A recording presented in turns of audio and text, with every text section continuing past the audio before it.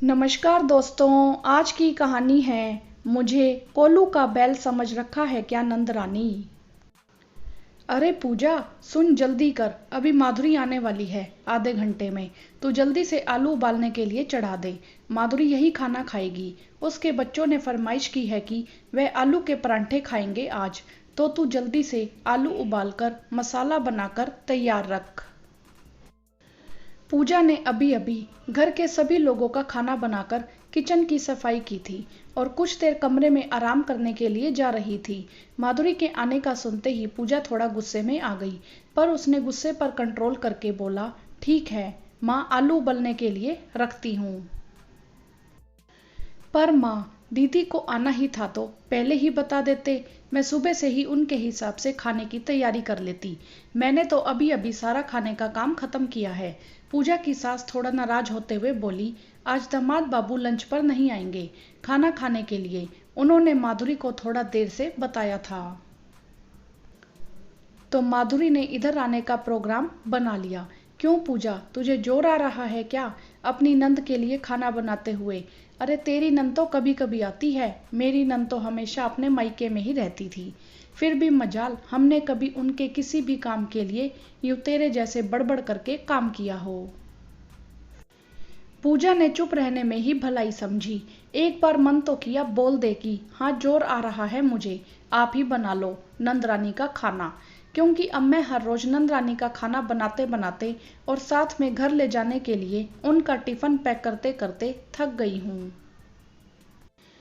कभी कभार की बात तो हमें समझ में आती है, कोई दिक्कत नहीं होती किसी काम की वजह से अपनी नंदरानी का खाना बनाने में। पर पूजा की नंदरानी तो अपने मायके के घर से सिर्फ 15 मिनट के फासले पर रहती है।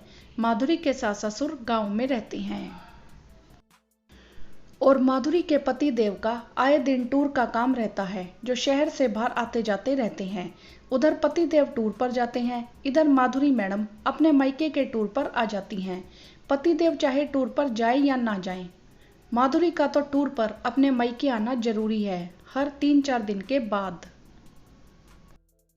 माधुरी मैडम अपने बच्चों के साथ हर 2-3 दिन के बाद अपने मायके पहुंच जाती हैं। घर से निकलते ही अपनी माँ को अपनी मनपसंद का खाना बनाने के लिए बोल दिया जाता है और शाम को जाते हुए या तो खाना खा लेगी, नहीं तो जाते हुए सब लोगों का टिफिन पैक कराकर ले जाएगी। अपनी नई नई शादी के शुरुआती दिनों में पूजा ने बढ़ चढ़कर अपनी नंद माधुरी के स्वागत करने में कोई कमी नहीं छोड़ी। अपने हाथों के लजीज व्यंजन से नंदरानी और उनके बच्चों का दिल जीत लिया।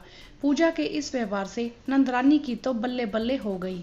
माधुरी और माधुरी के बच्चे आते, खाना खाते और साथ में टिफिन पैक कराकर ले जाते।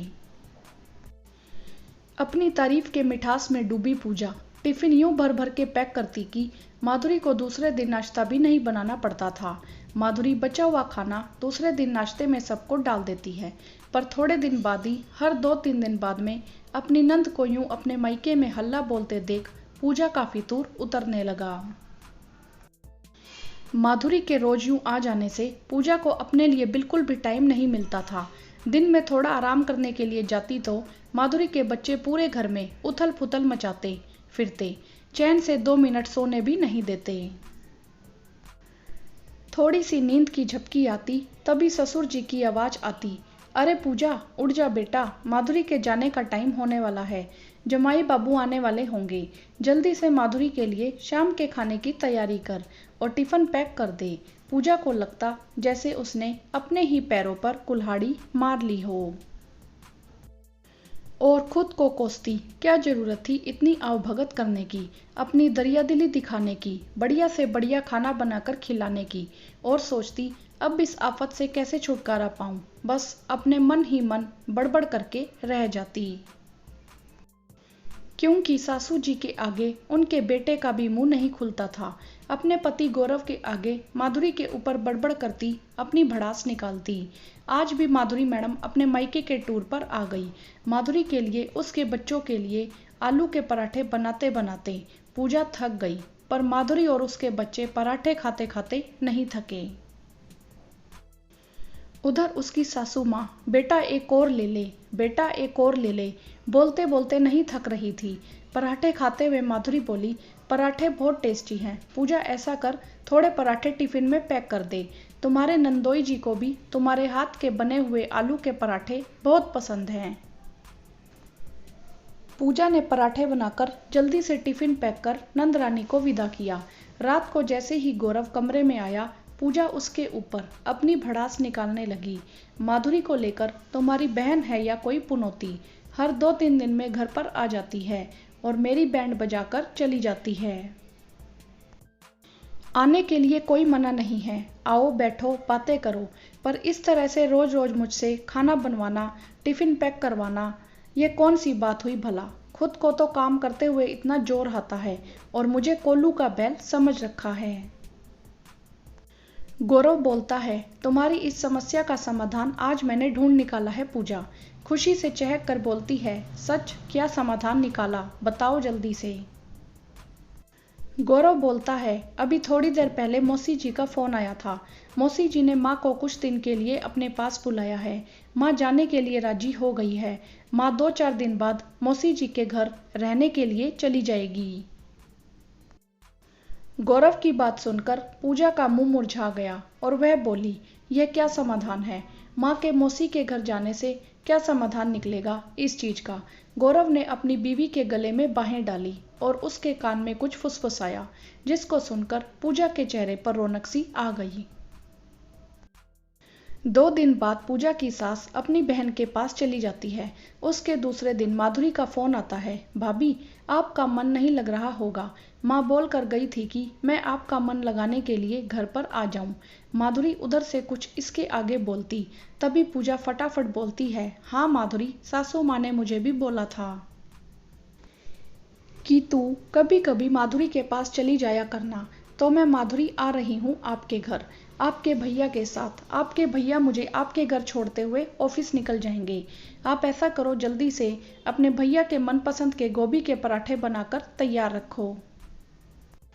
तुम्हारे भैया का लंच वहीं से तैयार रखना और मेरा खाना भी वहीं बना लेना, दोनों साथ में खाएंगे आज। ऐसा बोलकर फटाफट फोन रख दिया। पीछे से गौरव बोला, चलिए मैडम चलते हैं, मिशन टिफिन खात्मे पर। पूजा चुपके से मुस्कुरा दी। दोनों माधुरी के घर पहुंचते हैं तो देखते हैं माधुरी हड़बड़ी में काम में लगी हुई थी।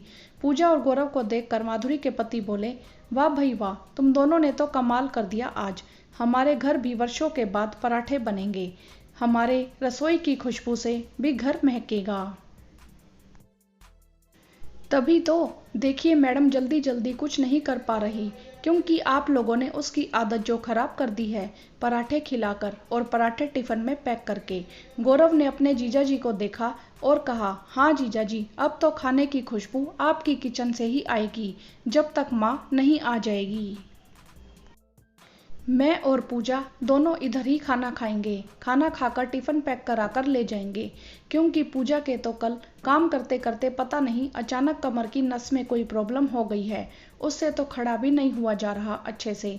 तभी बीच में पूजा बोली, हाँ जीजा जी, गौरव सही कह रहा है। सोफे पर धम से बैठ गई और माधुरी से बोली, दीदी मैं आपकी हेल्प करा देती, पर अब क्या बताऊं, मुझसे तो कुछ नहीं होगा, सारा काम आपको ही करना पड़ेगा। तभी माधुरी अपने भाई गौरव का नाश्ता और टिफिन लेकर आ गई और थोड़ा हड़बड़ाते हुए बोली, अच्छा पूजा, बिल्कुल भी काम नहीं होगा तुमसे। पूजा ने बड़ी मासूमियत से ना में सिर हिलाया। अब पूजा गौरव के साथ रोज माधुरी के घर पर आ जाती, खाना खाती और साथ में टिफिन पैक करा के ले जाती। पूजा देख रही थी, इन दिनों में माधुरी की हालत बहुत खस्ता हो गई थी, जैसे पूजा की हो जाया करती थी। माधुरी का टिफिन बनाते बनाते पूजा महसूस कर रही थी, काम करते करते माधुरी का गुस्सा उबाल मारने लगा था।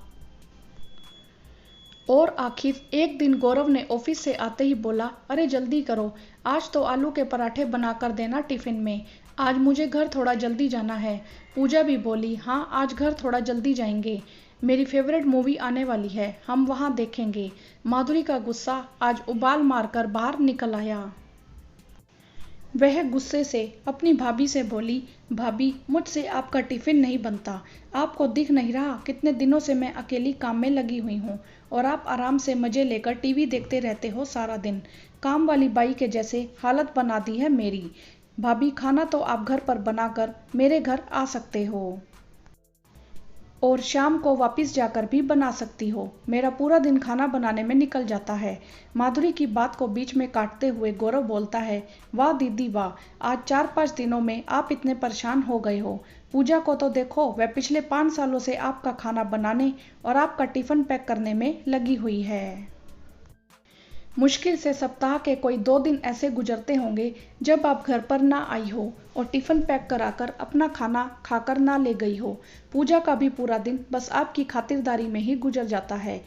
अब आपको महसूस हुआ रिश्तों में उतना ही बोझ डालना चाहिए जितना वह संभाल सकें। बिना फालतू और बिना वजह का बोझ रिश्तों को भी बोझिल बना देता है, चाहे वह किसी भी रूप में डाला गया हो। घर आइए, कोई मना नहीं आपको। रिश्तेदारी और खातिरदारी तीज त्योहार और कुछ मौकों पर ही अच्छी लगती है। जब यह खातिरदारी रोज रोज कोई भी करेगा तो यूं ही उब जाएगा। माधुरी अपने भाई की बातें सुनकर शर्मिंदा हो गई और भाभी के गले लगकर बोली, माफ करना पूजा, मैंने अपनी जिम्मेदारियां तुम्हारे ऊपर डाल दी और तुमको हमेशा बिना वजह परेशान किया। पर अब से मिलना तो हमेशा चलता रहेगा। पर टिफिन की जगह आपके साथ बिताए हुए पल पैक करा कर ले जाऊंगी, जिसको मैंने कभी बिताया नहीं तुम्हारे साथ। बस तुमको किचन में ही घुसाए रखा।